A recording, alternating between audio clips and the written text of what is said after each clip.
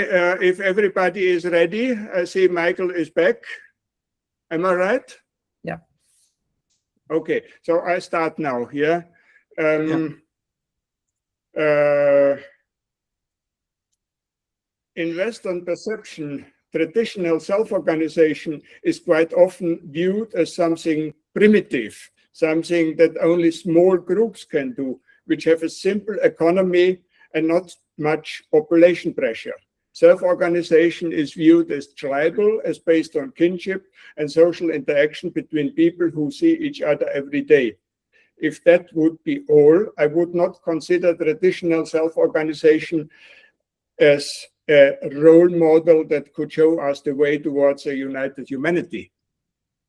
I had the opportunity to study the culture and the history of the previously stateless Toba Batak for many years. I lived with them, learned their language and about their way of life, agriculture, and I found teachers, old experienced people who were willing to teach me about their traditions. But these are not my only sources. The Batak people also have a centuries-old writing tradition, and as soon as colonialism started, they themselves produced many texts about their tradition, as well as reflecting on contemporary developments. And I found various accounts by international visitors describing what they experienced in the Batak land. For example, one account by a Chinese man who was married to a Batak woman and lived and traded in the Batak land for many years in the 17th century, or from English missionaries from the London Missionary Society, who had already started to study the Batak language in the early 19th century, many years before the Dutch arrived, and also before a major war, the Badri War, where warriors inspired by Wahhabite ideas imported from Arabia devastated the Batak land and forced the people to adapt to a more warlike environment. This was not the first attempt by outside powers to conquer their land. There are stories about a defeated Javanese invasion. We cannot say that the Batak ever lived in isolation. There was certainly Hindu, Buddhist influence. We can find hundreds of Sanskrit words in their language, their culture, and their way of self-organization have shown much resilience in the past. Modern times are more difficult. All Batak societies have similar languages and a similar terminology for matters of social political organization. All of them were once self-organizing societies, but not all did indeed stick to the old egalitarian way. In the 19th century, the Simulungun Batak, east of the Batak land, had a simpler economy, partly shifting cultivation, but their rulers could already exercise unchallenged power and wage war against each other. To the south, the Mandailing Batak society early in the 19th century was already quite stratified, and like in Simulungun, a limited amount of people had a slave-like status. The Toba Batak in the central Batak land had the most complex economy, far distance trade from coast to coast, a well-regulated system of markets, and a highly developed and very productive irrigation system, and there was the highest population pressure. And yet, the Toba Batak remained an egalitarian society. Also, after the upheavals of the Badri, some Toba Batak leaders had adopted the business model of the Badri, slave hunting and selling them across the straits to the British colonies. And slavery had become established in parts of Samosir. It was rejected in principle in other important areas, like, for example, the densely populated Simalungun area. When slaves escaped from the Dutch-controlled area in the southern Batak lands, And when they made it to the Silindung area, Silindung, I mean, they were even provided with some land by the locals to enable them to provide for themselves. What does this tell us? Sedentary agriculture, dense population, and a complex economy does not automatically translate into domination. Egalitarian self-organization can be quite resilient, but not everywhere. So what enabled the Toba Batak society to maintain self-organization? Let's look at the kinship system first. There is a segmentary clan system through which all members of society are part of a true or fictitious exogamous ancestry group, or better, a classification category for marriage relationships, which in turn is integrated into a seeming coherent system of descent that is ultimately traced back to a single pair of ancestors. Furthermore, the alliance system, the asymmetrical alliance system, in which the relationship between groups of pride givers and pride takers are regulated, is of great importance for the organization of society. These two organizational principles regulate coexistence and contribute much to the social and political stability of society. For a long time, anthropologists have tried to explain political organization of the Toba Batak as a function of the kinship system, because they couldn't see anything else, and some are still holding on to this, but this is a dead end. A clan is called a marga or merga in all Batak languages, a word that has derived from Sanskrit, from varga, or group, category.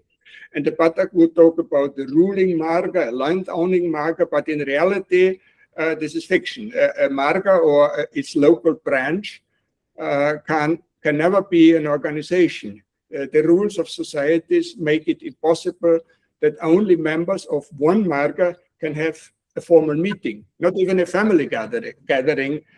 Always, without exception, at least a member of the pride-taking group has to be present.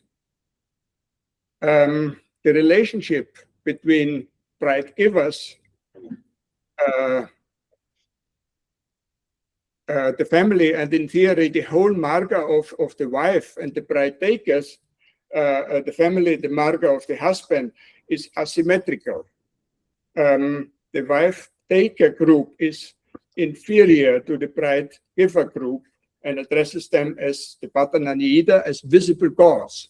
However, they in turn are pride takers to another group and inferior in relationship to them, and are never allowed to turn on them. These two organizational principles regulate essential aspects of coexistence and contribute much to the social and political stability of society. However, the social and political order of the Toba Batak itself cannot be reduced to this, because it cannot create continuous and stable leadership institutions for local groups that have to work together. There's more. There's an important role for the precedence principle, according to which, among other things, the founders of a certain socially relevant institution, for example, a village or an irrigation system, and their successors are entitled to a distinctive spiritual ritual as well as socio-political positions. These organizational principles made the generally recognized legality of leadership positions possible, which were usually occupied double, or occupied by a representative of two groups. The essential model according to which the Toba Batak organized themselves as a spatially manifest group is the house. both a single village and a larger territorial organization, which is called bios, is often a valley, yeah. An irrigation community, I didn't arrange the figures in the correct order. Let's have a look here. This would be an example, yeah.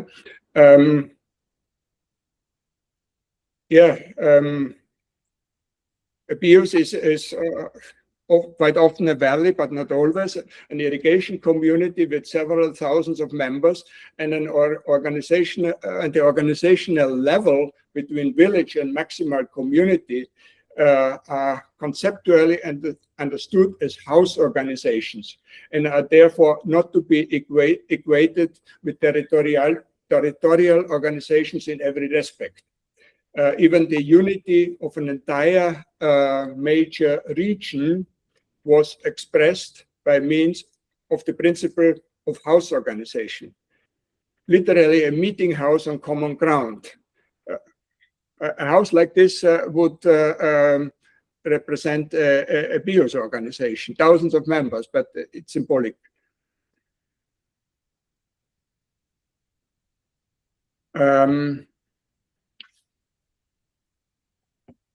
A house of this type, yeah, had to accommodate different groups on each level, and the simplest house founding had to be carried out as a cooperative act by at least 3 groups. The ritual founding of a house was always a sacred act, an act of creation, where at least 3 families took part. What took place was that these groups, or more precisely their wives, made offerings to the spiritual owners of the land they wanted to build on. Apart from the complex sacred symbolism involved, this act can be understood as an unequal exchange between the spiritual owners of the land, associated with the wild, untamed nature, and the groups of people who were going to form a new social and political unit, as they call it, a whole, since only a whole group can expect a good and prosperous future.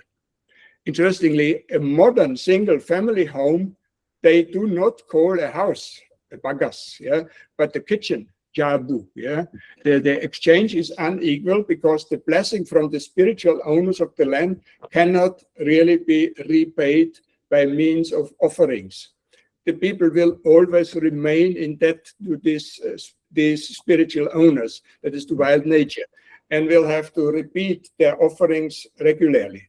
However, politically most relevant is that all those who are benefiting from this foundation, from this formation of a new social and political unit, which may grow a lot in time, is that all these people are also in debt to the human founders of the group and their successors. These successors, or more precisely, representatives of each co-founding group, and are legally entitled to positions of leadership as group representatives. To better understand the logic behind this exchange relationship, you can compare this to the relationship between bride takers and bride givers. The bride takers receive a woman into their group who can give birth to children. That means the ability for life to continue.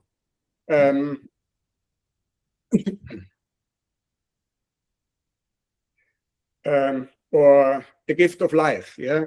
The bride givers receive material gifts. However, the gift of life can never be fully repaid by material gifts. The bride takers will always remain the superior part in the relationship.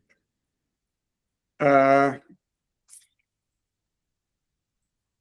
know for some the notion that women can function as gift within a system of exchange is difficult to accept, but we should be careful with applying our moral categories.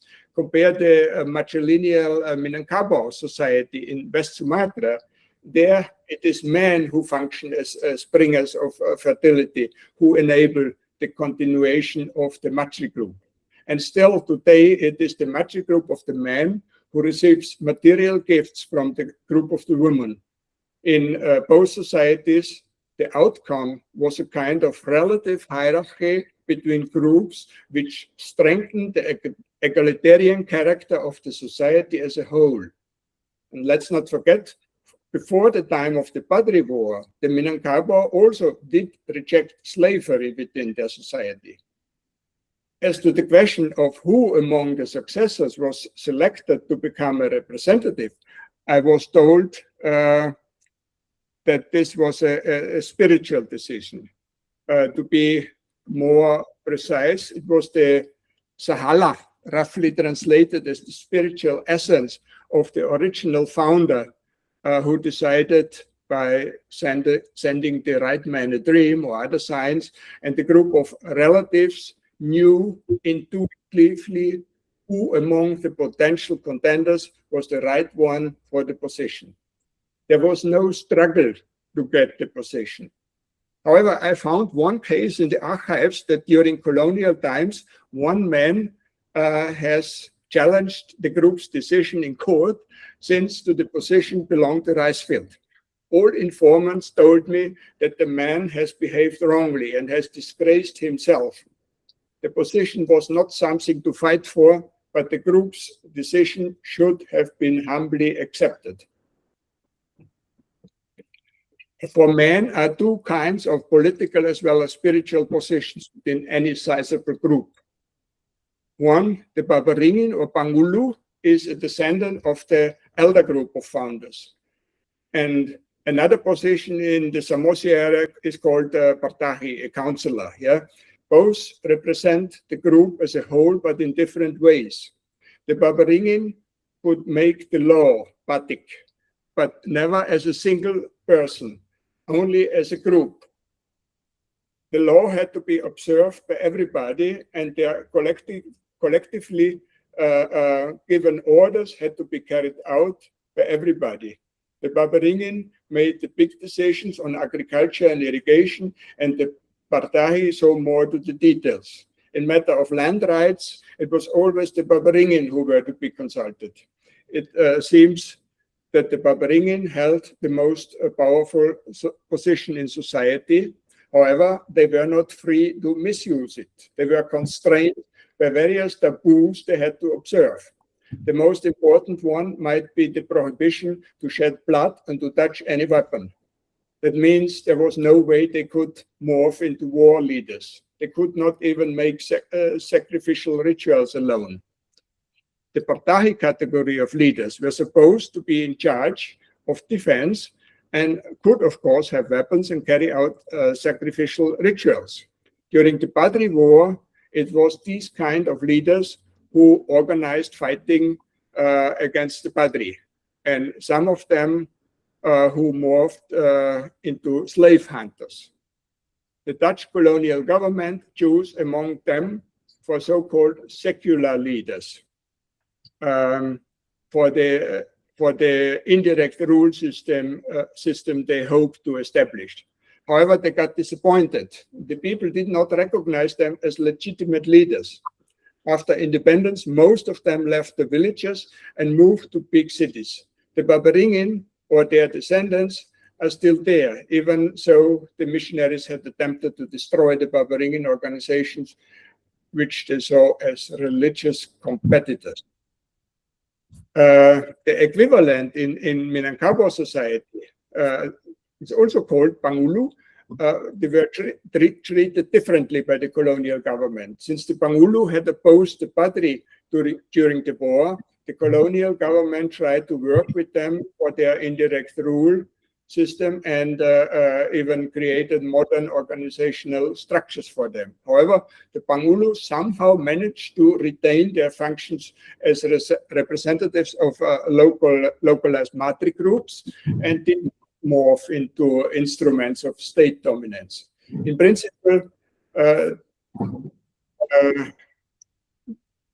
they act in the service of the community. This didn't disappear. In Toba Batak society, the Paparingin or Bangulu could only act as a group, and they were well organized. On every level, the members of that organization were aware that they were representative of a local group, as well as they were committed to the interest of the entire Bios community. In case of a conflict between peoples or groups, it was the Paparingin who acted as trusted mediators. Sometimes they were even called to regions outside their home Bios. The other category of leaders, the Partahi, of the various subgroups of a Bios organization, also belonged to the Bios leadership, and both categories of leaders had different tasks to fulfill. The Partahi could took care of security, public order, and the regular administration of justice. They occurred when active action was required, such as in the implementation of irrigation construction projects and in other practical matters of social coexistence. And they undertook potentially dangerous expeditions in ritual context, as well as in the context of long-distance trade. There is much less well known about the women's organizations among the Toba Batak. I have some indications that there was also a female equivalent of the to the Partahi position, but hardly anyone has written about it. And today, the female positions have probably disappeared together with the male positions. I only know the details about the Banyaran organization. Most Banyaran were wives of the Paparingin. The name Banyaran is derived from the word Sia, means woman, on whom the spiritual being descends, their spirit medium. When they were possessed, the Sahala of the original female founding ancestor spoke directly from them. This was regarded as a direct contact to the spiritual world of wild nature. The public task of Banyaran included their rituals in the regular cult associated with agriculture, rain calling in drought, and participating in healing rituals.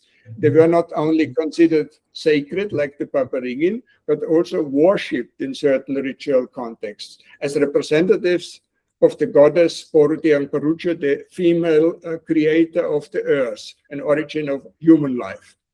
In ritual context, they were seen as superior even to the highest male leaders, and these had to bow to them. Yeah? In practice, they were also able to effectively advocate for women's rights, since men would not lightly risk getting into conflict with them. Partly outside these political structures, the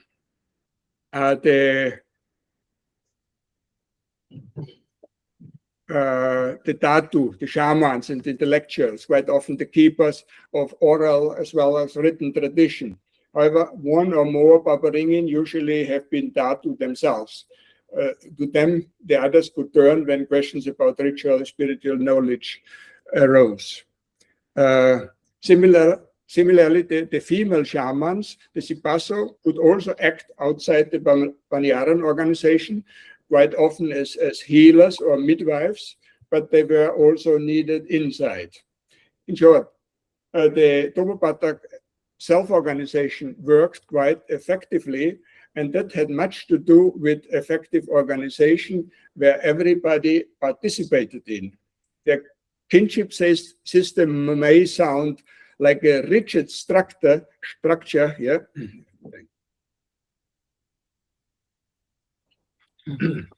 But in reality, it was quite flexible. Even the requirement of being a member of a certain clan could be circumvented by adoption. There are numerous examples of the Toba Batak actually having foreigners integrated into their society. Toba Batak society was divided into different categories and groups, none of which could effectively suppress the others. Even so, they have asymmetric relationship among each other. On a certain level, on another, they are fundamentally equal. And all real locally manifest groups always had their representatives. This went even so far that after slavery arose in the Sumatra region as a result of the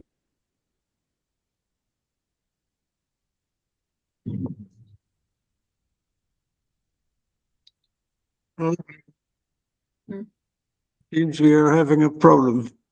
Okay. The leader has left the meeting. Padri War. This also organized themselves and elected. Then did I leave? Yeah, only 15 seconds ago. Okay, let's go back to the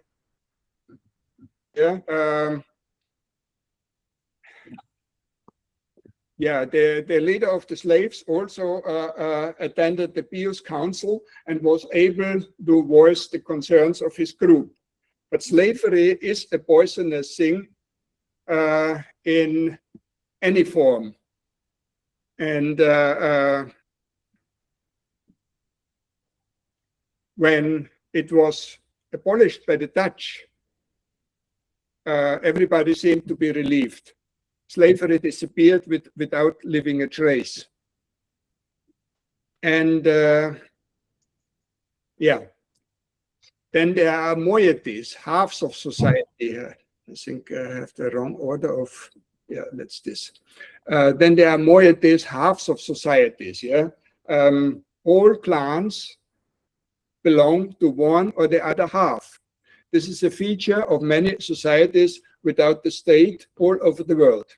At first sight, it looks like a kind of antagonism. At certain occasions, usually once a year, there was ritual fighting. For a short time, violence broke out between the young people from the respective halves within a Pious territory. They were throwing stones or burning straw bundles at each other. As soon as some blood was spilled, everybody stopped and no one was allowed to take revenge. This has been interpreted as a potent safety valve that made it easier for the people to remain peaceful for the rest of the year. But there's more about the halves. They allow us to understand that the Toba Batak had a clear concept of the whole. Let's look at the settlement patterns. I realized this when I started to draw maps of Pious territories. Usually the villages in one half of the territory belong to a certain moiety, and the villages in the other half belong to the other moiety. What I found was that always were some villages from the one moiety located in the other half, where they formed a minority and vice versa. And this pattern was not just found in the context of Pious territories. The whole country is structured like this. You see this on the example of Sumatra. The island of Sumatra is divided by a line in the middle. A northern part is being inhabited by Margas from the Sumba moiety, and the southern part by Margas from the Lotung moiety. However, among the many Sumba Pious territories in the north, there is a Lotung Pious, and in the south, there is a Sumba Pious among the many Lotung. And the same pattern you can see also if you look at the map of the Minangkabau Highlands, at the distribution of Nagari and Suku, the Minangkabau equivalent of Pious and Marga. Even so, the opposition between the Kotopiliang and the Bodhijaniago moieties is even more pronounced than the opposition between the Batak moieties. The supposed antagonism between halves can better be understood as a complementary opposition, similar to what is represented by yin and yang, and within the Daichi Tu, the well-known Chinese symbol of the whole. You see the black spot in the white and and vice versa. Yeah, in ancient China, before it transformed into an empire, they had the philosophical and political concept of Jianjia, all under heaven, as the unity of all. And according to Lao Tzu, who said a lot about Tianjie in the Tao Te Ching, the ideal king, Wang, could hardly be noticed by the people, since as a wise ruler, as a Shangren, he would not rule by force, but by Wu Wei, often translated with doing nothing, but it means rather letting things happen according to something like the natural flow. The people could say in the end, we have done it ourselves, and would hardly notice that the king is there. And the lesser king would be laughed, and an even lesser king would be feared, and so on. I do not know where Lao Tzu got his ideas from, but in Sumatra, these kind of kings existed in reality. Last time I told you about the famous kings of Pagaruyung, who ruled Minangkabau society in that way, by not ruling, by just letting the people organize themselves. And from the Batak, most well-known equivalent, let's where is he? The Singamangaraja, we know that he didn't even rule in his own village. However, he was venerated even beyond the area of the Toba Batak. So what made these sacred kings so important to the people? Also, the institution of kingdom originally came from outside.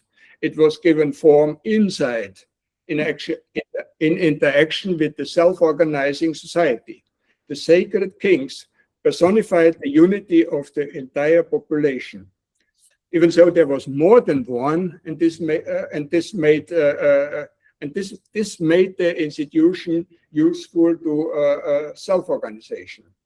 The idea of unity, a unity which encompasses the existing diversity, was already with the Toba Batak before the idea of kingdom entered, when the ancestors settled in the area more than 1,000 years ago.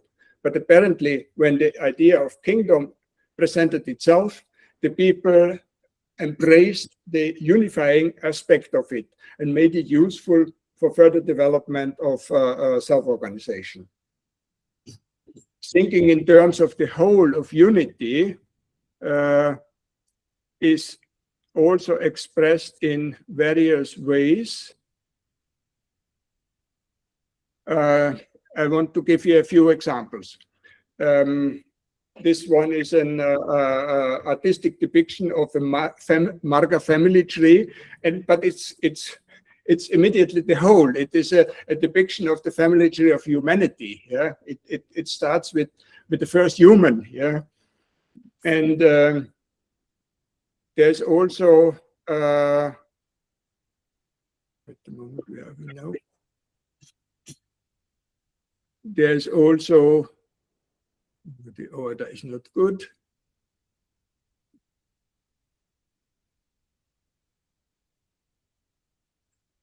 Yeah, this one, yeah, including the outside into the inside. Yeah, in mythology, even those who we would consider mortal animals, like for example the Padri, yeah, are in the mythological thinking made part of the inside Batak world. They are whole. Yeah, even the Dutch colonizers. Yeah, so the other one was. And this is actually also important, the sacrificial animal. This is an important expression of unity too. It always has to be a whole animal. This could be a chicken for a small group, or a buffalo for a huge group. And the meat of the buffalo can be divided among thousands of people in ever smaller parts, yeah? And it's not just about eating meat, it's about belonging to the whole community. And every foreigner present receives his share too. I always did. And yeah, much would be to say about the various aspects of self-organization. I just want to mention a few here. Customary law, adat in Indonesian. Yeah, the Batak have many words for this, because it was formerly a sophisticated, flexible, ever-evolving and participatory concept of rules and rule-making that provided a kind of legal framework that allowed people within the whole populations to relate to each other and contribute. And then political wisdom, was transmitted orally via Obama. There's a kind of proverb. Here's one example that shows that the traditional Batak would not be so easily seduced by the appeal of a populist would-be leader like modern people. And one last bit of information which I think is useful to know: neither the Batak nor the Minangkabau would even think of beating their children.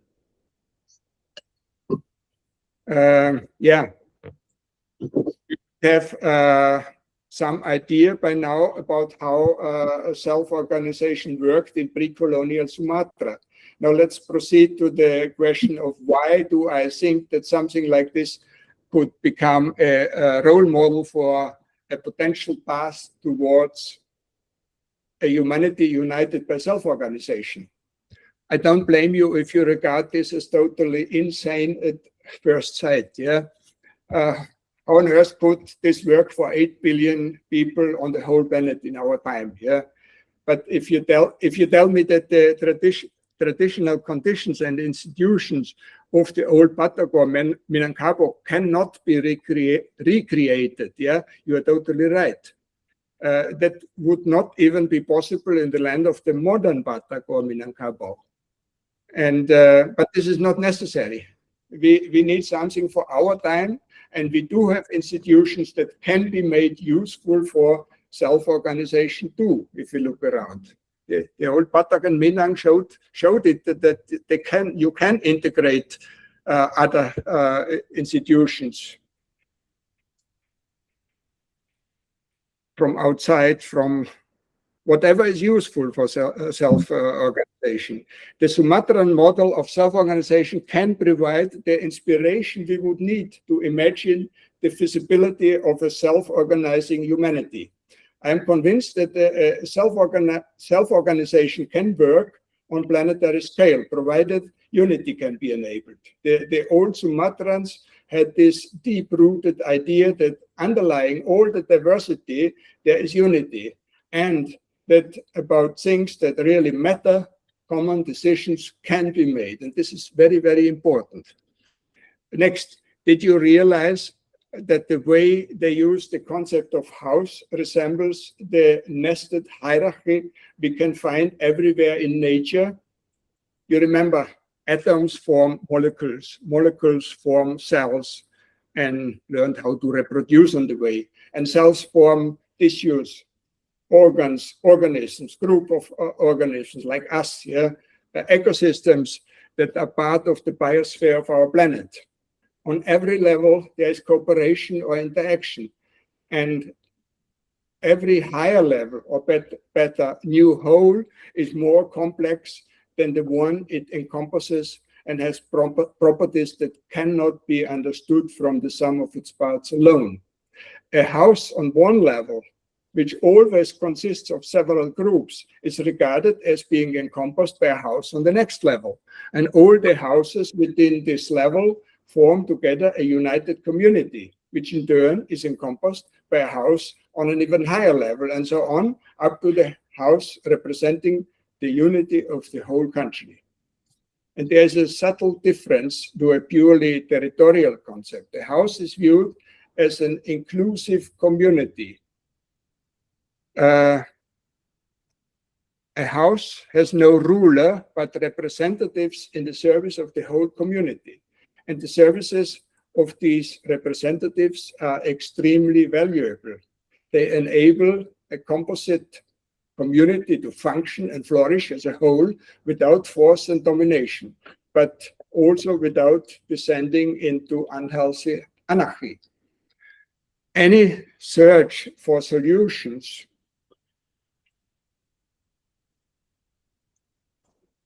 to the host of the current problems, the existential existential threats we face as humanity has to start with an acceptance of the fact that solutions can only come if we can cooperate, if we can act together. And this can only reliably happen if we seek unity, a real institutionally united humanity. If this precondition is met, even just as an accepted vision, there would be no reason anymore to fear complexity or scale. The enormous benefits for all of humanity and for the ecosystems on this planet would become visible. And it would also become visible what is in the way of this goal. These are, of course, the unequal power relationship that manipulate and dominate people everywhere, that keep us divided and in a constant fear of each other. But this is already well known. Well known is also the destructive effect of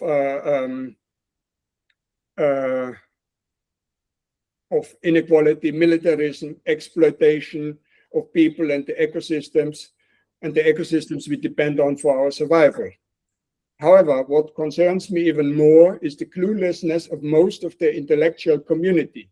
Yes, there is widespread awareness of the problems and a steady stream of proposals for solutions is churned out. However, the intellectual failure to develop a vision for the whole makes all the good ideas about what should be done totally ineffectual. Nothing can be implemented within the current context.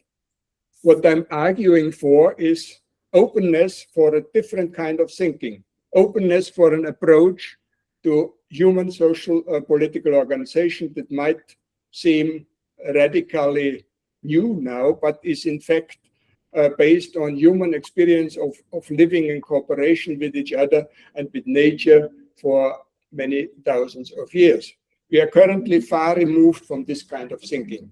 We believe in fighting, struggle, and competition as the basis of civilization, but fighting ultimately destroys life. We are divided, we fear for our freedom, and we want change, but our actions are keeping things in place or making things worse. And this is because we don't know what we want. We don't know what relationship we want with each other. Clarity about relationship is essential for any well-functioning self-organization. And contrary to our current dogma, relationships should not be determined by struggle. If we don't make a choice together, a choice is forced upon us. As the examples from Sumatra show, a very different way of thinking is possible. More community-oriented, but also considering the whole. And this was once common all over the world. Tribalism is a modern invention. Before I finish, let's have a look. Where are we? Oh yeah, before I finish, I want to give you a concrete example of how inspiration from Sumatra could be adapted to our time and implemented to help us making a form of democracy possible that cannot be corrupted or manipulated and would lead to a representation of humanity where all people and both sexes are involved and represented. The current way of competing parties and candidates fighting for victory is an expression of the ideology of struggle and causes division, not unity. So addition would be better, but it doesn't involve the people. Letting a computer program randomly choose doesn't create the trust that it's needed. In traditional self-organization, every representative represents his group on a higher level, and from that higher level, somebody represents that level or house on the next higher level, and so on. This is a principle that has been proven useful for a whole valley or a region. Why not extend it to the whole of humanity and to both sexes? Small groups, let's say, of 10 men or 10 women can be formed all over the world, and every grown-up is allowed to participate, provided she agrees to elect and to be elected as the representative of the group. Then the participants use their intuitive abilities to elect one among them whom they trust most to be up to the task. No competition, no struggle, just the trust of the other participants is her or his legitimation. Yeah, I wrote about this already. Yeah? Those elected could in turn form small groups and repeat the process of election based on intuition. This can be repeated until a workable representation of humanity is determined. Of course, this can only work if it is imagined and agreed on for the whole in advance. It would presuppose the agreement of people and national governments to unite humanity politically without creating something like a world government. It would rather be a decisive first step towards a self-organizing humanity where nobody is in control of all the others, but all together are in control of the whole. Unlike the United Nations, who are at the mercy of the most powerful national governments and impotent as an institution, it would be the representatives of humanity who would be allowed to make decisions, and the national governments would need to agree or to disagree with the qualified majority. No veto power for anybody. Unity would work.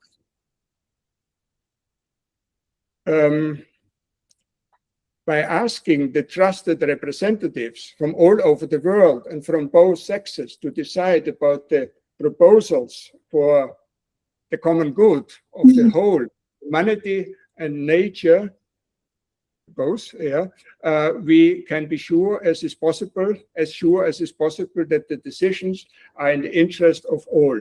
If a good decision is made, it will be also in the interest of the national governments. The current situation of self-destructive competition could be ended, and in time, a situation of stable peace, the best precondition for cooperation and prosperity, could emerge. Then, and only then, the many creative ideas and proposals for restoring ecosystems and finding balance between the needs of humanity and a healthy biosphere could be applied.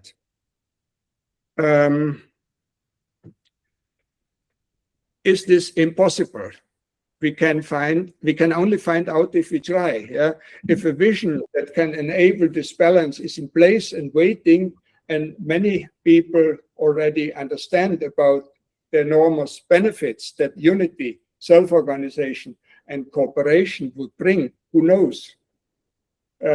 You cannot rule out that at some point in the future, an American Gorbachev is elected. I mean, a wise ruler, yeah. But if there is no vision for unity in place, that new Gorbachev will certainly fail again. Thank you.